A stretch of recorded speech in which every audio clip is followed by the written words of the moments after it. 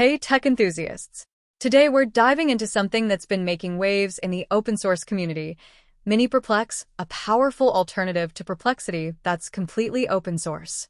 Before we jump in, don't forget to hit that subscribe button and notification bell to stay updated on the latest tech innovations. What if I told you there's a free, open source tool that could revolutionize how you search and gather information? That's exactly what MiniPerplx is doing.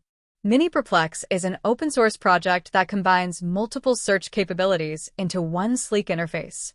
Built on Versal and leveraging X, it's designed to be fast, efficient, and most importantly, accessible to everyone. Now, let's put MiniPerplx through its paces with some real-world scenarios. Research paper search, YouTube video information extraction, movie details lookup, combined search features. MiniPerplx represents the future of open-source search tools. Its combination of features, paired with the power of community development, makes it a compelling choice for anyone serious about efficient information gathering.